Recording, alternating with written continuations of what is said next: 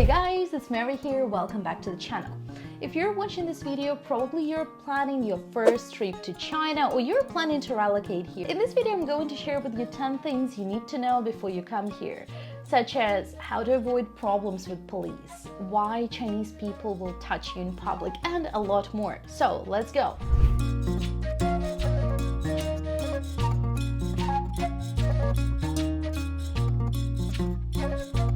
Golden rule number 1.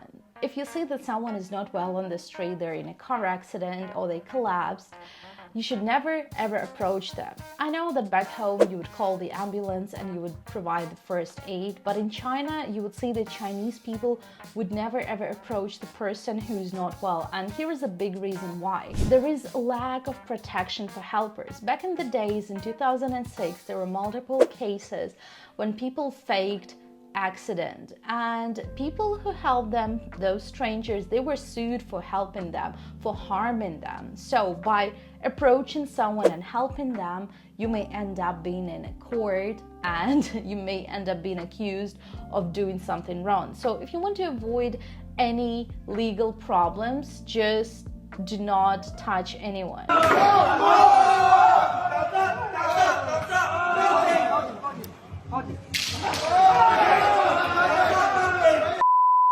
I know it's hard to ignore when you see that someone is in need of help, but that's all for the best. Number 2, you will see lots of lines. Chinese people love queuing up, and as much as they love queuing up, they hate queuing up.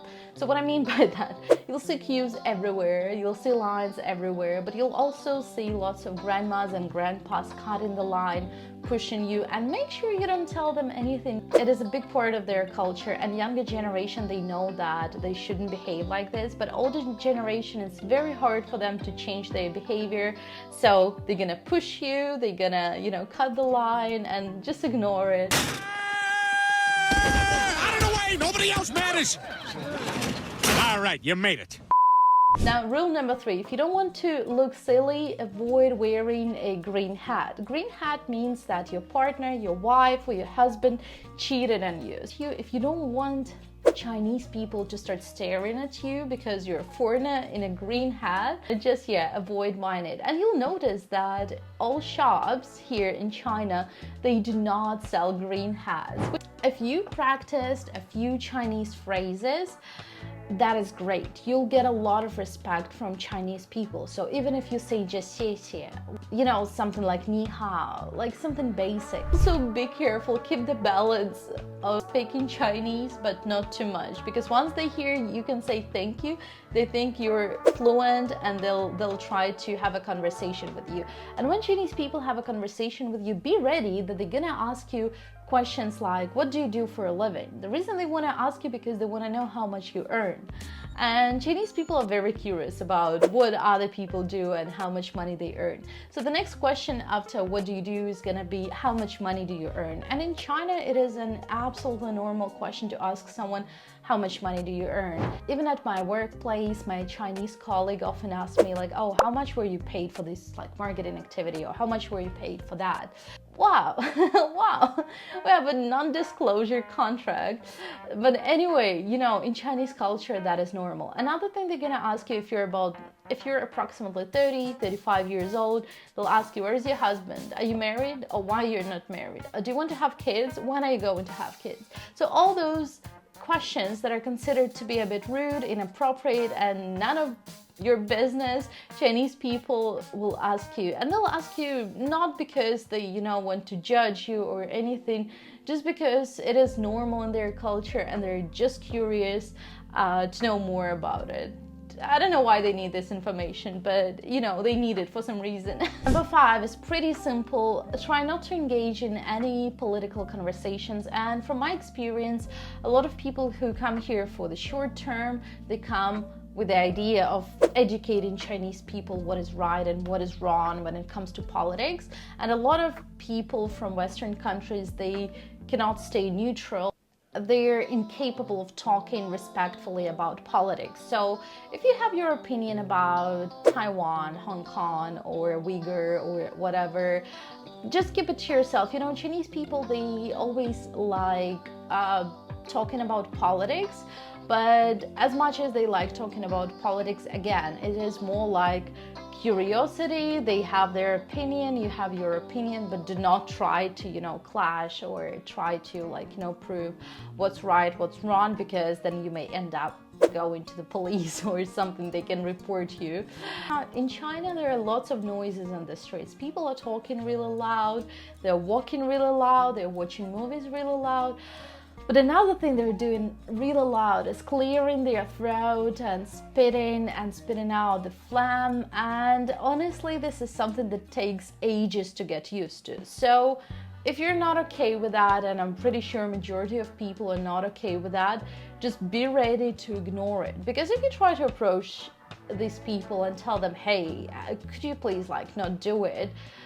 It's totally normal for them. And I want to say that younger people, they do not do it and they do not think that is normal. Maybe it's due to the pollution, maybe it's due to the nature of work they were doing back in the days.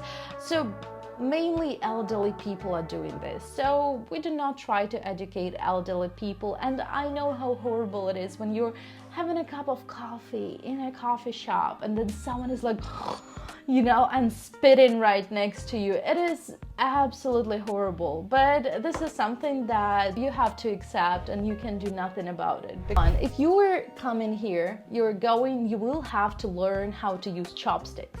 And if you're using chopsticks, there is one rule. Once you have finished your meal, do not stick your chopsticks inside of rice, because it resembles incense. Like when someone dies, they put this incense and it looks exactly like these chopsticks, and it means that it brings bad luck. Bad luck to you, bad luck to the restaurant, bad luck to everyone. The best way is to put your chopsticks across the bowl, then you'll avoid any problems. If you learn how to use chopsticks, that is great, but if you don't learn how to use chopsticks, make sure to take a fork with you everywhere, because they do not have forks, especially in some local restaurants. If you travel by subway, especially during rush hour, you could imagine how many people are on the train, right? There are some rules of using the subway. The first rule is be ready that people are going to push you, and maybe they'll say sorry, maybe they'll not sorry, but they're gonna push you properly, like this, because metro is so packed. They do not feel like there is someone else there. They only have their bubble. They only think that they are over there, and they don't have awareness of space and awareness that there are some other people there. So they're gonna push you if they need to, go out. I know you want to be respectful, but if you are too respectful, you can miss your stop. If you are stuck on the train with a lot of people, feel free to push them and say, excuse me, excuse me. Otherwise, if you're too respectful, people will not think, oh, he wants to go, she wants to go out. So you can push people sometimes, just a little bit.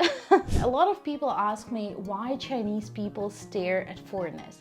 Honestly, I don't have one good answer to this question.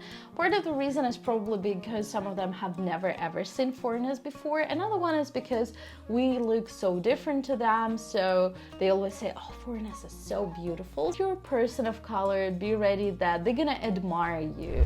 I have a colleague, she's from South Africa. She's a person of color, and she said the first week probably when she came here, she was in a small town, and there were those kids who approached her and they wanted to touch her skin and they wanted to touch her hair. So be ready that sometimes people may approach you, they may want to touch you, they may want to touch your hair.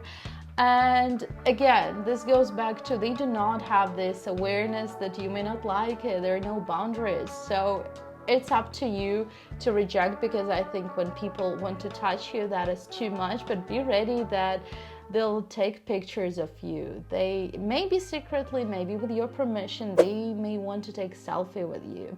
They will want to touch you. So these things happen a lot when you're foreign in China, especially if you go to some smaller places. Another thing worth mentioning is there is no tipping culture here in China. So if you go to a legitimate restaurant, massage place, or hairdressers, there is no tipping here. So if you try to tip, they're gonna look at you like, hey, what are you doing? We don't have this thing here.